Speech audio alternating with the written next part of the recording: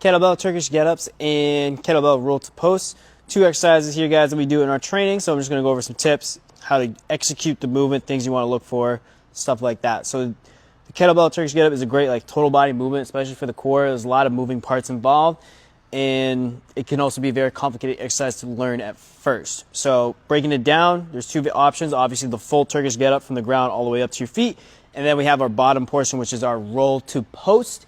So that's just like the bottom half of the Turkish get-up. So I'm going to start with the roll to post first. So you can do this, obviously, guys, without a weight. If you want to just learn the steps first, totally fine. That's obviously what we teach people first before we even bother with the weight in the hand. But I'm just going to demonstrate with the weight because it's good practice. So whichever side you're doing, so I got the kettlebell in my right hand.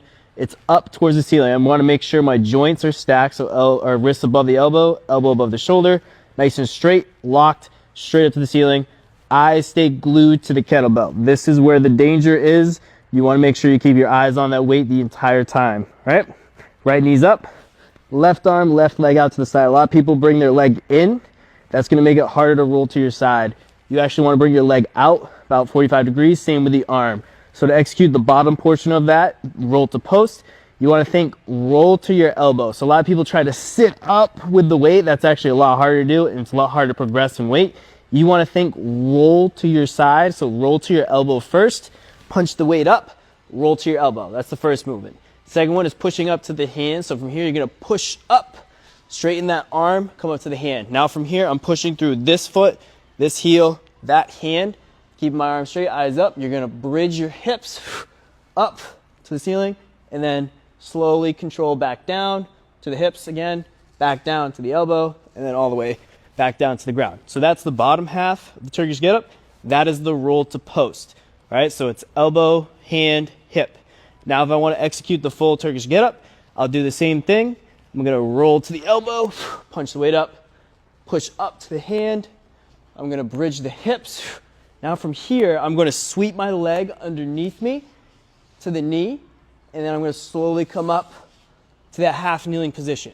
Then I'm going to stand up, and then from here, I'm going to work my way right back down. Nice and slowly take that step back, drop my knee again. Now this is where people get a little bit tricked up, is they sit their hips back versus coming to the side. So actually what I want to do is lean to the left, keep my eyes up, find the ground, sweep my leg back underneath me, drop my hips, come down the elbow, back down to the ground.